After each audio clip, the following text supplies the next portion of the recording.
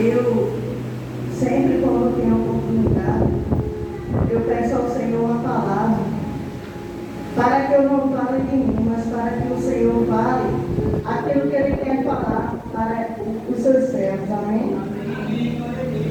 Abra sua Bíblia no livro de Números, capítulo 22.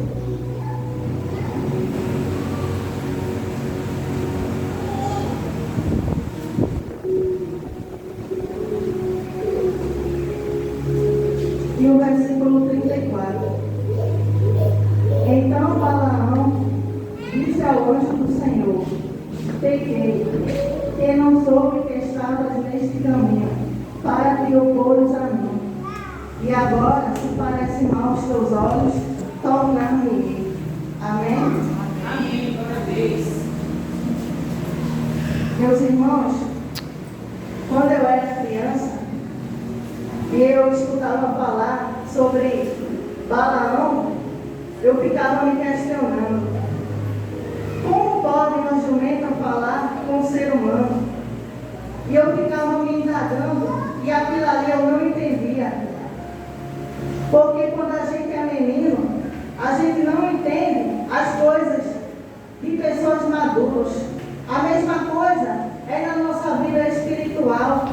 Porque a Bíblia diz que quando a gente é menino na fé, a gente não entende as coisas de pessoas que já são mais maduras.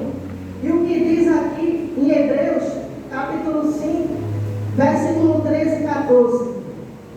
Porque qualquer que ainda se alimenta de leite, não está experimentado na palavra da justiça, porque é menino. Mas o mantimento sólido é para os perfeitos, os quais, em razão do costume, têm os sentidos exercitados para discernir tanto o bem como o mal. E quando a gente passa da fase de menino espiritual, a gente consegue se alimentar de um alimento mais sólido, um alimento que vai nos trazer força, que vai nos trazer vida, que vai nos fortalecer. E este alimento, muitas vezes, o Senhor traz para nos exortar, para nos edificar, para nos confrontar. Porém, se a gente é menino na fé, quando a gente ouvir um alimento sólido, a gente não vai conseguir digerir. Mas quando a gente já é maduro, a gente consegue digerir o alimento sólido. Então eu creio que aqui só estão os crentes maduros nesta noite. Aleluia. E essa palavra sobre Balaão, o povo de Israel, ele estava ali, em peregrinação à terra de Canaã. Ele estava indo para aquela terra, para aquele lugar. E o rei Balac, ele disse: aquele povo, eu não poderei lutar contra ele, porque se eu lutar com as minhas armas terrenas, se eu lutar com a força do meu braço, eu não vou conseguir derrotar ele, eu não vou conseguir vencer ele. Então ele sabia que ele só conseguiria vencer se ele levasse para o campo espiritual. Então ele disse: chama lá o profeta Balaão, porque aquele profeta, ele vai poder amaldiçoar o povo de Deus. Porque se eu pegar os meus soldados, os meus guerreiros, as minhas armas e for até eles, eu não irei conseguir vencê-los. Porém eu tenho que ir para o campo espiritual, onde lá eu vou mandar o profeta jogar praga, amaldiçoar aquele povo, para que assim eu possa combater contra eles e derrotá-los. E o que aconteceu é que ele mandou os príncipes, mandou os melhores príncipes, os melhores homens, até Balaão, para que assim pudesse convencer ele, oferecendo joias, oferecendo riquezas, oferecendo muitas coisas, para que ele pudesse amaldiçoar o povo de Deus. E assim, ele foi uma vez, foi duas, foi três. Então o profeta disse: espera aí que eu vou perguntar ao Senhor, eu vou perguntar o que é que ele quer que eu faça.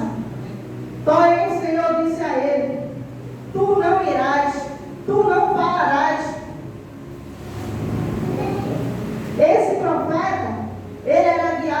Deus. Ele ouvia a voz de Deus. Deus falava com ele, Deus se revelava a ele. E ele andava em retidão até chegar a esse certo ponto em que as coisas falaram mais alto. Até chegar a esse certo ponto em que ele foi comprado por riqueza, em que ele foi comprado por ouro, em que ele foi comprado por honra. Porque imagine você estando na sua casa e chegar os príncipes até você para te chamar, para te convidar para fazer uma obra, para te convidar a fazer alguma coisa. Você se sentiria prestigiado, você se sentiria honrado, porque você diria: quem sou eu para que os príncipes venham até mim, me oferecer honra, me oferecer riqueza, me oferecer prestígio, me oferecer aquilo que eu não tenho? Então, ele vendeu os seus princípios, ele vendeu os seus valores, ele vendeu o seu chamado e trocou por ouro, por prata, por honra. E muitas pessoas também trocam o seu chamado por riquezas, por honra, por dinheiro. E muitas pessoas também, quando vê que algo pode lhe trazer benefício, que algo pode lhe trazer honraria, que algo pode lhe trazer riquezas, por mais que Deus não esteja se agradando daquilo, muitas pessoas são tentadas a cair, muitas pessoas são tentadas a entrar por caminhos que Deus não se agrada, por causa das condições que aquilo pode lhe proporcionar, por causa das honras, por causa do dinheiro, por causa dos status que aquilo pode trazer. E aqui, no versículo 23, 22 e o 23, que diz: viu, pois, a jumenta, o anjo do Senhor, que estava no caminho com a sua espada desembainhada na mão, pelo que desviou-se a jumenta do caminho e foi-se pelo campo. Então Balaão espancou a jumenta para fazê-la tornar ao caminho. Nós vemos aqui um homem que, para adquirir bens, é capaz de ferir.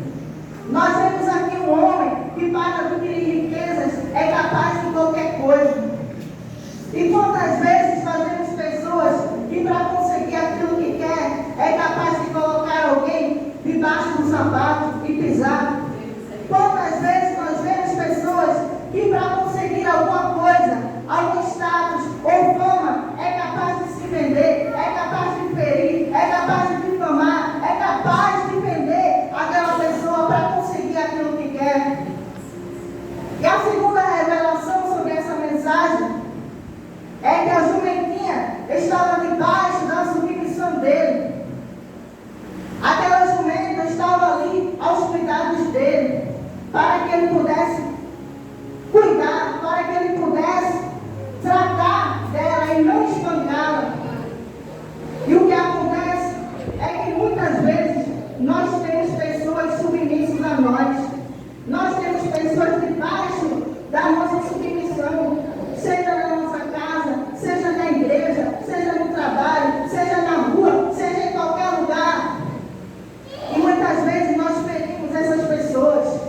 Por estarmos acima delas, nós decidimos pisar, nós decidimos manchar as vestes daquelas pessoas, até mesmo na nossa casa, com os filhos. O que você tem feito na sua casa? O que você tem feito com aqueles que estão debaixo da sua submissão? Como você tem reagido àqueles que estão debaixo do seu domínio? Você tem feito como Balaão para ferir? Ou você tem agido de uma forma diferente para cuidar, para colocar no caminho, para aconselhar, para levar para mais perto de Deus? A terceira revelação sobre esse versículo é que às vezes a jumentinha ela também pode significar um profeta, alguém que é enviado por Deus para nos trazer uma mensagem, para nos dar um direcionamento, para nos mandar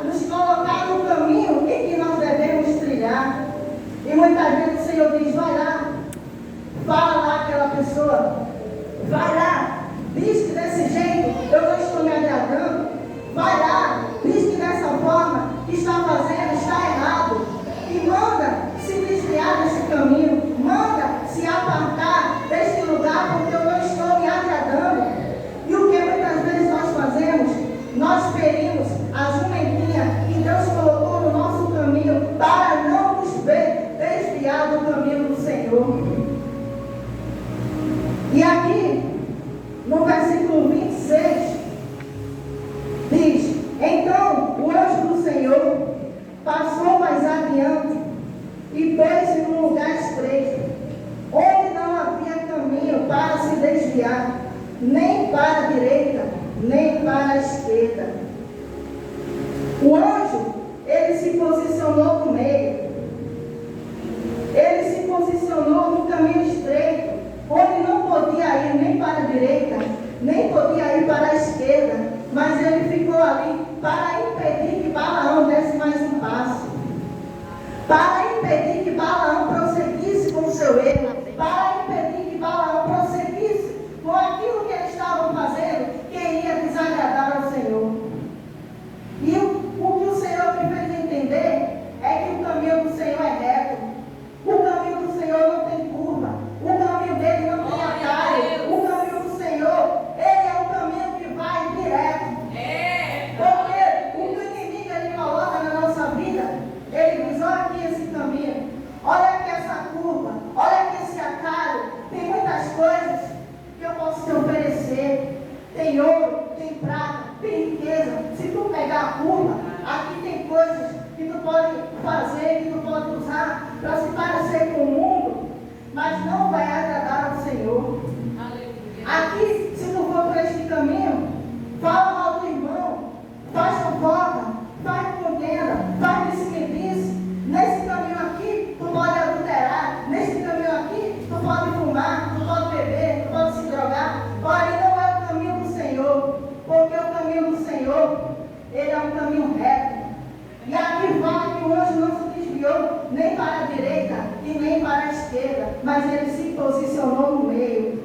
Porque os crentes separados, eles não se desviam nem para um lado nem para o outro, mas a posição é estar no meio, a posição é estar no centro, a posição é estar no caminho estreito, porque ele se posicionou no caminho estreito, e é o caminho estreito que vai levar para o céu. Não é o caminho da direita, não é o da esquerda, não é o do atalho, não é o do oba-oba, mas é o caminho que exige renúncia. Se o caminho que você está, você não está renunciando nada, se você anda parecendo com o mundo, fazendo as coisas do mundo, fazendo aquilo que Deus não se agrada, é necessário se examinar, é necessário se olhar, para que você não esteja trilhando no atalho que o inimigo abriu, mas que você esteja hoje posicionado na direção certa. E aqui, no versículo 32 e 33, então o anjo do Senhor lhe disse: porque já 3 vezes espancaste a tua jumenta, eis que eu saí para ser teu adversário, porquanto o teu caminho é perverso diante de mim. Porém a jumenta me viu e já 3 vezes se desviou de diante de mim. Se ela se não desviara de diante de mim, na verdade que eu agora te mataria e a ela deixaria com vida. No Salmo 91, vai dizer que o Senhor acampa anjos ao redor daqueles que o temem e os livram. Mas aqui, o Senhor enviou um anjo para matar o profeta. O Senhor mandou um anjo para se desviar, para desviar o profeta da sua maldade, para desviar o profeta da sua rebeldia. E ele estava com a espada desembanhada, pronto para matar o profeta. Aí você vai dizer: mas como que Deus envia anjos para nos defender? Como que aquele anjo foi enviado para matar? Porque os anjos do Senhor, ele acampa ao redor daqueles que andam em obediência. Aqueles que são rebeldes, o anjo do Senhor também é enviado para ferir, também é enviado para matar, também é enviado para pesar a mão, porque muitas pessoas conhecem Deus somente como Deus de amor, somente como Deus que vai passar a mão na cabeça, somente como Deus que vai deixar você andar do jeito que você quer e não vai te repreender e não vai puxar a poeira. Mas o Deus que nós servimos, ele é o Deus que acampa anjos para livrar, mas também manda anjos para matar. E aqui, ele não estava vendo o anjo, ele estava tão carnal que ele não tinha mais visão espiritual. Porque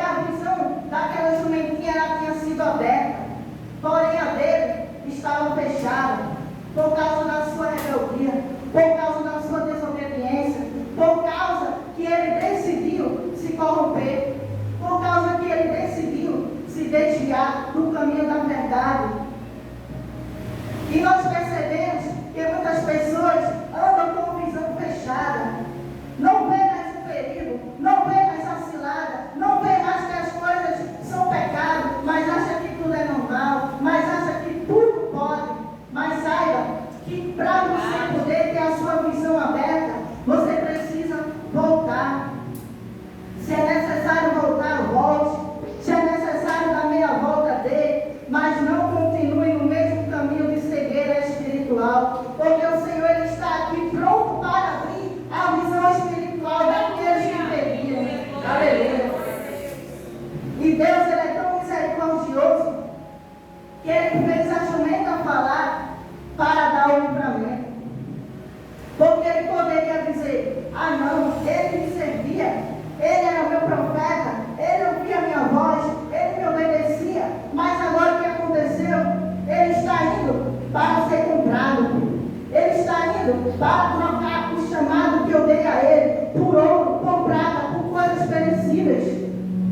Deus poderia olhar de lá de cima e mandar o anjo acabar com a vida dele. Deus poderia olhar de lá de cima e dizer para ele: já deu. Mas o Senhor foi tão misericordioso que ele mandou a jumentinha abrir a boca e falar aquilo que ele não conseguia ver, aquilo que ele não conseguia mais por causa da sua rebeldia.